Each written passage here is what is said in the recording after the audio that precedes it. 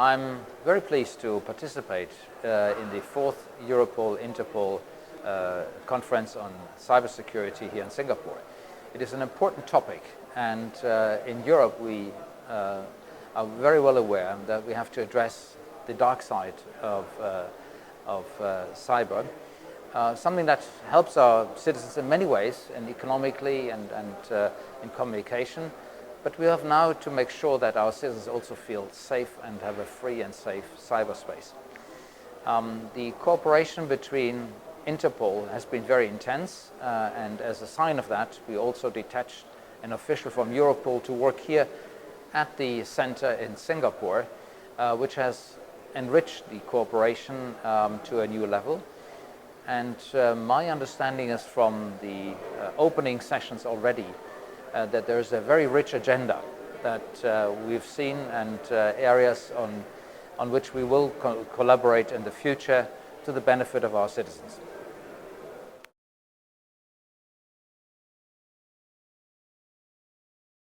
Furthermore, we have assessed the stability of Kim Jong-un's regime, North Korea's nuclear and missile capabilities that is continuously advancing, and North Korea's conventional forces. We have agreed to strengthen our stalwart combined defense posture so that we may respond to any North Korean provocation. In this year alone, North Korea has conducted 2 nuclear tests and blatantly threatened the Republic of Korea, the United States, and the international community by stating it will weaponize its nuclear capacity and conduct ICBM engine tests to strike the continental United States. Under such grave circumstances, the United States' commitment towards the Republic of Korea that ensure that any North Korean attack will be met with failure, and that the United States will respond effectively and overwhelmingly to any North Korean usage of nuclear weapons, has offered firm deterrence against North Korea and strengthened the Korean people's trust towards the United States' extended deterrence. 우리 국민들에게는 미국이 제공하는 확장 억제에 대한 신뢰를 배가할 것입니다. 저와 카터 장관은 점증하는 북한의 핵 WMD Secretary Carter and I, in order to respond to escalating North Korean nuclear WMD ballistic missile threats, have discussed various measures to promote effective execution capabilities of extended deterrence measures on the Korean Peninsula. Regarding specific measures, additional review will be conducted. We have also agreed to further develop bilateral naval cooperation to respond to maritime threats posed by North Korea, highlighted by its LCBM test launches. To this end, we will establish an integrated research team which includes representatives from the Ministry of National Defense, JCS, and the Navy early next year to seek specific areas for cooperation. The DoD and the MND have agreed to further strengthen defense cyber cooperation to effectively respond to North Korea's cyber attacks and threats. To this end, we will operate a bilateral cyber working group task force from October to research specific measures for bilateral cyber cooperation. During this year in which North Korean nuclear missile threats have continued, we assess there was significant progress in trilateral cooperation between Korea, United States, and Japan. We will continue to develop trilateral cooperation in 2017. To this end, we will continue to conduct the missile warning exercise, the search and rescue exercise, maritime interdiction exercise that was hosted as part of this year's RIMPAC exercise in the coming year, while also promoting trilateral intelligence sharing. By reaffirming the United States' firm commitment towards the defense of the Republic of Korea and towards extended deterrence, while reviewing the alliance's will and its response capabilities based on a solid ROC-US combined defense posture, I assess that this year's SCM, which was hosted under grave security circumstances, has served as an opportunity to showcase the value of the alliance to the Korean people, while building the trust the Korean people have towards our alliance. It has also sent a stern message to those in North Korea and highlighted the ironclad nature of the ROC-US alliance to the international community. I'd like to extend my gratitude once again to Secretary Carter for the support he has offered and the United States government and to the American people. I also thank Secretary Carter and the DoD for their cooperation and support for the peace and stability of the Korean Peninsula and the development of the Rock-US alliance. Failed attempt. What does that tell you about the state of the Musadan program at this point? And do you happen to, can you say whether Kim Jong-un was actually present for this launch? And may I also ask a question of Secretary Carter on Turkey?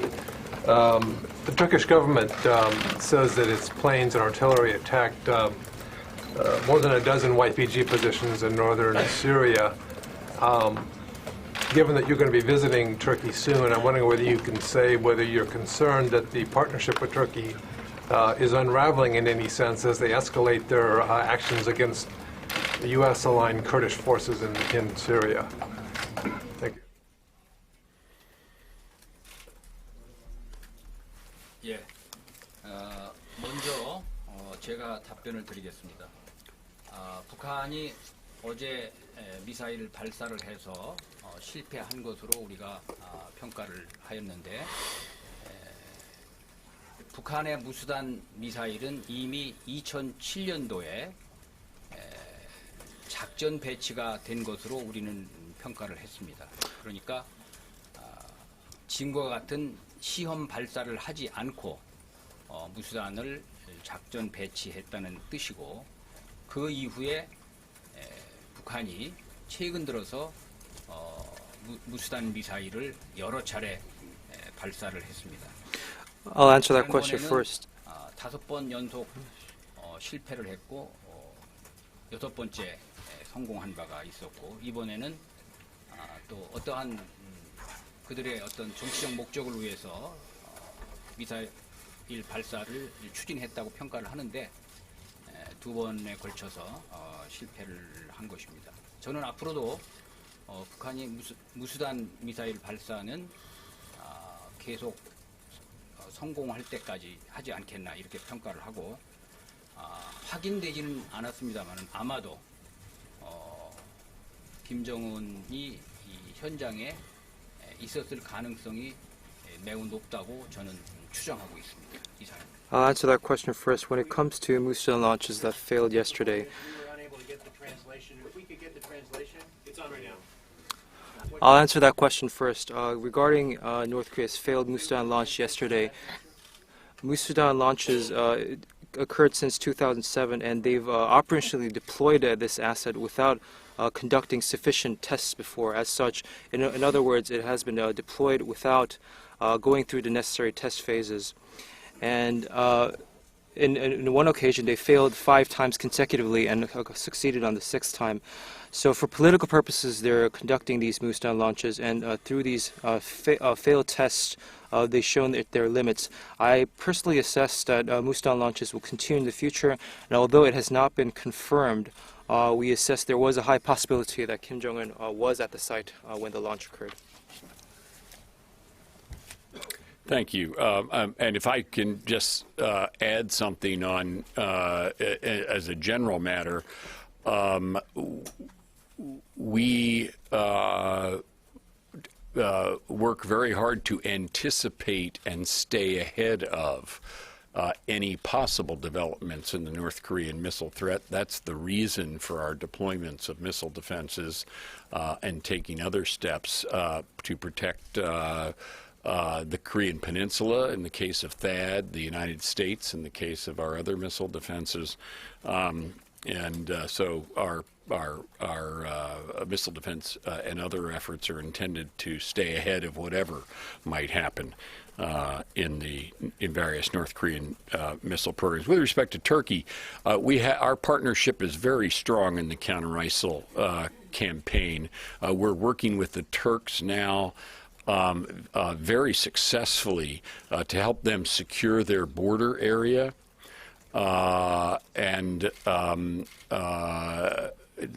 We work with them in a number of ways on the counter-ISIL campaign. They're strong partners in that. I will have an opportunity to discuss that with our continuing counter-ISIL efforts and all the other things we do with Turkey as a strong and long-standing NATO ally. When I see Minister Ishik, which I expect to do a couple of times over the next week or so. So our counter-ISIL efforts together are very strong, and we're still gathering facts about this report to which you refer, so I can't comment on that or confirm that. But our partnership in general is very strong. We work through issues as they arise. We've managed to do that successfully, and I expect that that'll continue. And that'll be one of the purposes of my meeting with my counterpart over the next week. Next question is... Wait, quick follow-up? Isn't there also a problem with the Turks in Iraq, though, with their forces, which the Iraqi government doesn't want to be present? Isn't that a problem for the coalition? Well, anybody who operates in Iraq, it needs to do so with respect to Iraqi sovereignty. We do that, and we don't conduct any operations that are not cleared through the government of Prime Minister Abadi. So that's a principle for us in every way. At the same time, Turkey is a member of the counter-ISIL coalition, and so we'll be discussing with our Turkish counterparts and our Iraqi counterparts and all the other parties to ongoing operations, which are very encouraging in terms of their the way in which the planned envelopment of Mosul step by step is proceeding. And we continue to work with everyone who has a stake in the outcome of that, which are all the members of the counter-ISIL coalition and a number of different parties within Iraq. This is a complicated situation. One of our roles as a leader of the counter-ISIL coalition is to keep everybody focused on the central threat, which is ISIL. Our next question is from Yanda.